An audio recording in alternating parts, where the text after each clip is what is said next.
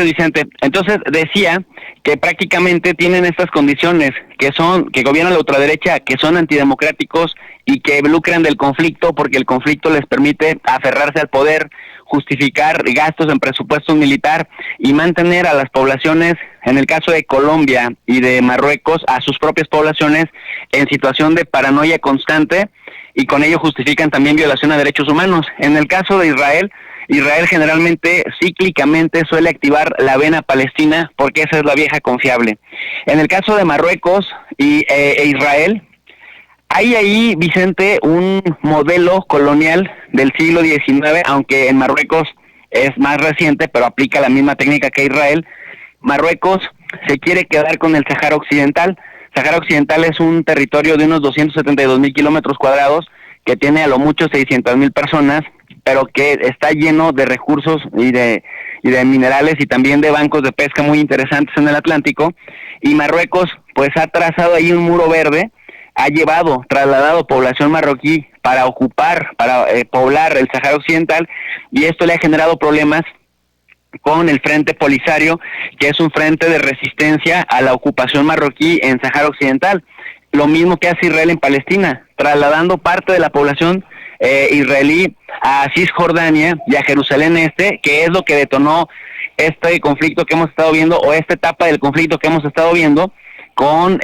asentamientos judíos, con presencia del ejército de Israel, con la construcción física de infraestructura como carreteras, hospitales y colonias, que en realidad son asentamientos pues con edificios, como si fueran clubes que se ponen en las cimas de las montañas, y desde los cuales van poco a poco generando lo que se conoce como una política de hechos consumados, para que cuando haya negociaciones y la presión internacional sea lo suficientemente fuerte, Israel se niegue a devolver lo ya construido y a cambio cede terrenos que no tienen cuencas hídricas, terrenos más estériles, y los palestinos pues tendrían que conformarse con esto. Y además de esto, también Israel ha atacado pues mezquitas, escuelas, bibliotecas, hospitales. Me recuerda mucho al Khmer Rouge allá por los años 70,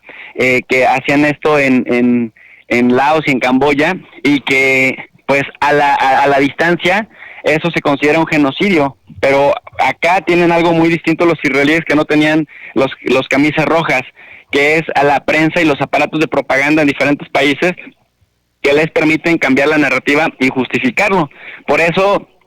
de pronto vemos quienes en los medios de comunicación intentan por todas las instancias justificar la conducta de Israel, y nos hacen creer que es Israel el que está asediado por el Hamas y por otras fuerzas palestinas que resisten a esta ocupación. En el caso de Colombia, si te fijas, hay algo parecido, la construcción de un enemigo, en este caso las FARC. Aún y cuando una parte del Estado colombiano en la época de Juan Manuel Santos ya habían aceptado dialogar con la intermediación de La Habana, que La Habana tenía mucha influencia sobre las FARC, las fuerzas revolucionarias, pues este gobierno de Duque, lo primero que hizo, Vicente, fue revertir prácticamente todo lo que se había avanzado en términos del proceso de paz, y han estado asesinando a milicianos que ya habían aceptado de poner las armas, a activistas sociales que habían estado fungiendo como intermediadores de la paz, y también a periodistas críticos de esta vuelta a la violencia. Por lo tanto, los que todavía no se desarmaban dentro de las FARC y otras milicias colombianas, al ver lo que hace el gobierno de Duque con esos milicianos que ya habían depuesto las armas, dicen, pues no, ahora no nos desarmamos. ¿Y qué consigues con esto, Vicente? Mantener una situación militar caótica, una situación de constante violencia. Y aquí viene el asunto, dicen follow the money, sigue la pista del dinero. Colombia ya lleva por lo menos unos 7 u 8 años en que su cúpula militar ha estado cabildeando frente al gobierno colombiano para la renovación de arsenal militar. Entonces el gobierno colombiano decía que 4.200, 4.500 millones de dólares era mucho, y que todavía tenían pues buen armamento, buenos tanques, buenos carros de combate, armas tácticas, etcétera, y que no era necesario. Sin embargo, la cúpula militar ha estado presionando por esto. Entonces, cuando políticamente no se puede, lo único que te justifica que sí se renueve es escalar el conflicto. Por eso es que una situación caótica no necesariamente le incomoda a la derecha uribista, que es el que maneja los entretelones de la política en Colombia, y bueno, hasta los mismos periodistas colombianos pro derecha reconocen que Duque es nada más una marioneta y que realmente el Álvaro Uribe, el Felipe Calderón colombiano, es el que maneja los hilos. Entonces, esas son las características. Una cuarta característica sería que Marruecos, Israel y Colombia son aliados de Estados Unidos, aliados incondicionales, y con ello se rompe, Vicente, esta fantasiosa idea de que Estados Unidos promueve la democracia, de que Estados Unidos revisa el accionar de los diferentes países y su respeto a los derechos humanos. Por el contrario, el Sleepy Biden salió a decir que Israel tenía derecho a su legítima defensa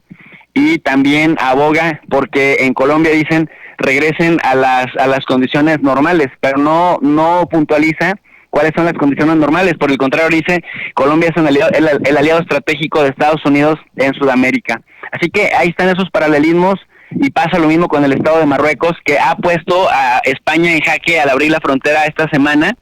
Muy enojado con España, Marruecos, porque España recibió enfermo de coronavirus a Brahim Ghali, que es uno de los líderes del Frente Polisario, el grupo que comentaba yo, que resistía a la ocupación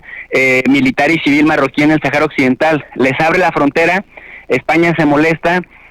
pone en jaque Ceuta y Melilla, que son ciudades españolas, pero que se encuentran en el continente africano, en la playa del Mediterráneo, pero sí, finalmente están en territorio africano.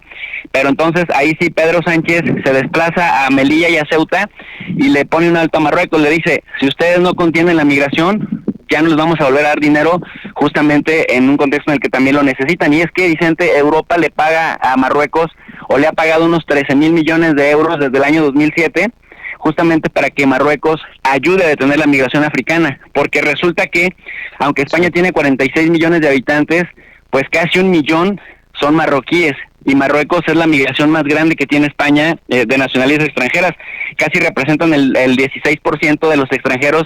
totales que hay en España, y entonces Marruecos le juega un poco a Turquía del otro lado, le dice, sí, yo les detengo la migración, pero ustedes me pagan abiertamente para yo tener también finanzas sanas. Pero como se enojaron muchísimo porque España recibe a un líder del Frente Polisario, dice Marruecos, aquí les va una muestra de lo que pasa cuando ustedes reciben a los enemigos del reino de Marruecos. Así que nuevamente tenemos la característica, Vicente, mantener el conflicto, mantener una situación caótica para poder justificar dinero de por medio. Profe, estoy contra el reloj Sin Censura, pero quiero que también me des tu